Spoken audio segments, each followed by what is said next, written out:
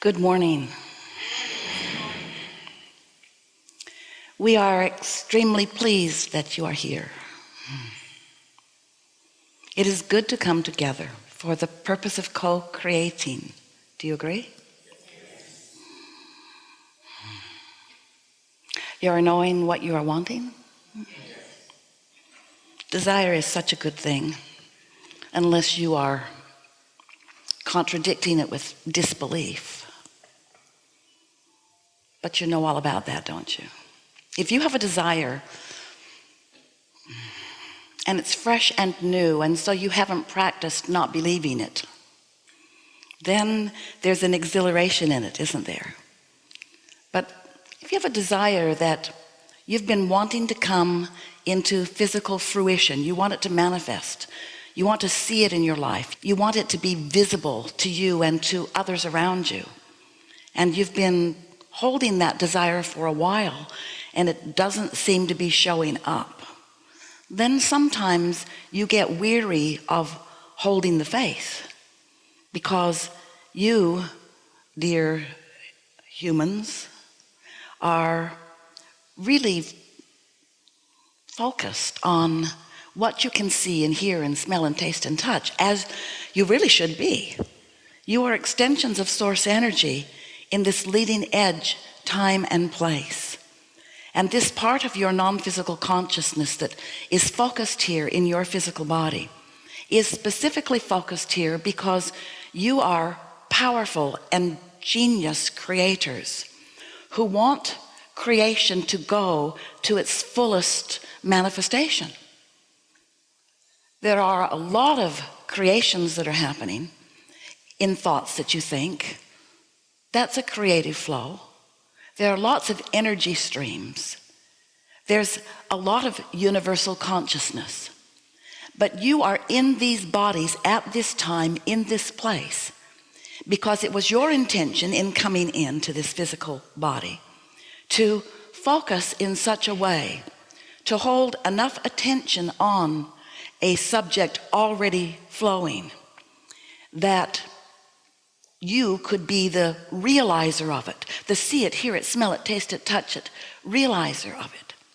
Sometimes as we visit with you, we can feel that you have a sort of dilemma within you that goes something like, shouldn't I be more spiritual, and shouldn't I think about more important things?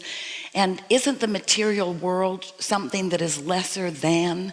And shouldn't I care less about things and more about spirit, more about source?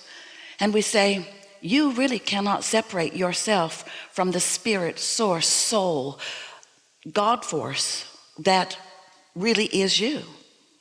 But it is our promise to you that you have come into this environment intending to bring all of that wisdom and clarity with you, and to explore this environment with all of the uniqueness that you all are. Not just the uniqueness that you are in your individuality, but the uniqueness that you provide as you bounce around with one another. This combination of beings has never been before into all of the universe. And so today we're going to have a unique and first time leading edge experience together, because this combination of beings, both physical and non-physical, really demands it. So it is our desire that, since you are here in this time and space, in this physical body, that you relax into more of an understanding of who you are and why you are here and what it is all about. You have come for the joy of deliberate creation. You've come because from your broader perspective, that perspective that you held when you made the decision to flow into this physical body, from that perspective you knew that there was a perfect platform of balance into which you were being born. And you knew that there would be enough stability around you, that just by your observation, using your physical senses, that you could get your footing. But you also knew that you would be unique, and that you would have experiences that would cause you to know what you don't want and therefore know what you do want. You knew that out of this life experience that you would come to personal preferences and conclusions and decisions and desires. You knew that life would help you know what you would prefer, because each of you, each of us, is selfishly oriented, and by that we mean perspective of self, caring about what feels better. Now we want to start just for a moment, and then we'll open it up and talk with you about whatever you want to talk about.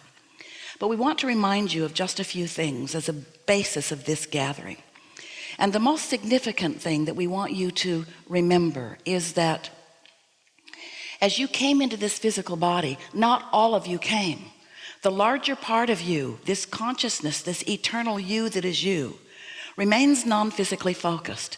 And it's so important that you know that, because what that explains is the vibrational relationship between that God source energy, non-physical part of you, and the part of you that is here focused in this physical body. And an understanding of those two perspectives is really important. It's required before you can even begin to understand why you have any emotions at all. Because your emotions are your vibrational indicator of the vibrational alignment or variance between the source within you and whatever it is you're thinking about in any moment in time. So some of you have been listening to us for a while. We know you have. And you have heard us talk about the law of attraction, how it is this universal law that manages the vibrational frequencies of all projectors of thought. And as a consciousness, that's what you are mostly.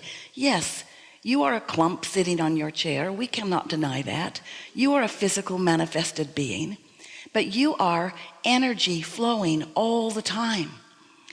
And so when you begin to understand that in every waking moment you are projecting a thought, and that thought has a vibrational basis, and law of attraction is managing the vibrational basis of your thought and aligning it with the vibrational basis of other thoughts that are like it, then you begin to understand how it is that you, not somebody else, you create your own reality. And you do it because you are continually broadcasting a vibration that is being matched and met by other vibrations. And so it isn't too difficult, if you're paying attention at all, to realize that the mood or attitude that you've got going on is really reflected back to you in the things that come to you. In other words, you get what you're thinking about. You just do. So we believe that you are understanding that to a certain extent. A lot of people are talking about law of attraction, and you are beginning to understand that this is a universe that is based upon attraction, which means inclusion. There's no exclusion, no exclusion. So when you see something that you like, that you prefer, that you approve of, and you say yes to that, you're actually including in your vibration and in your point of attraction something that you do want. But when you see something that you don't like at all, and you don't want it, and you shout no at it, you're actually including in your vibration this thing that you do not want. Because this universe does not hear yes and no. It only responds to attention to a subject. So when you give your attention to something, you offer a vibrational frequency, and your output is then met by things that match it. That's why you get what you think about, whether you want it or not. So that's pretty straightforward. And we don't have to teach you much about that any more than when you were really little and you first got here, that someone took you to a gravity class. It's important that you understand about the gravity on this earth, because if you don't understand it, when you step off the porch, you might float up. Nobody had to teach you that, because gravity is consistent with you. And so is law of attraction. So we really don't have to talk too much about how you get what you think about, because there's not a shred of evidence in your life or anyone else's that says otherwise. You begin to notice, if you begin to notice the correlation between your attitude and what you've been thinking and feeling and what keeps coming back to you, law of attraction is very fair and will give you, match you with whatever your output is. But there's a piece of this law of attraction that you may not really be understanding, that may not at first feel quite that straightforward to you. And what that is that you were source energy before you came into this body, and a part of that consciousness or focus is you in this personality. So as you are sifting and sorting through life, and therefore knowing what you don't want and knowing what you do want, you're launching continual, what we've been calling rockets of desire, because they emanate from you. You project them vibrationally, and they move out ahead of you. They are desires that you haven't practiced, but they are desires that you have honed out of your experience. When someone's rude, you want them to be nicer. When you're rude, you want to be nicer. When you don't have enough of something you want it. When you have too much of something you don't want, you want the absence of it. In other words, your desires are born from your experience. So as you are launching these rockets of desires, and here's the part that most of our physical friends do not remember.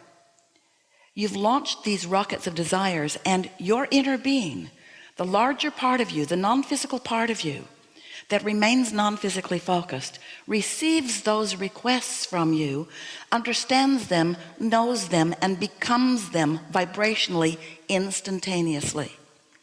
So there's a vibrational version of you who has become less rude, or who has become more clear, or who has become less confused, or has become more prosperous. That larger part of you has become the vibrational equivalent of each and every request that you've launched. So much so that there is a vibrational body of work that you have done that is so available for you to understand, and available for us and your inner being to know, that we have entitled it your vibrational reality, because it is so real. A vibrational reality. We wanted you to understand it and to accept it. We even gave it the name the vortex. In other words, it's this vibrational reality that is the beginning of all things that you want.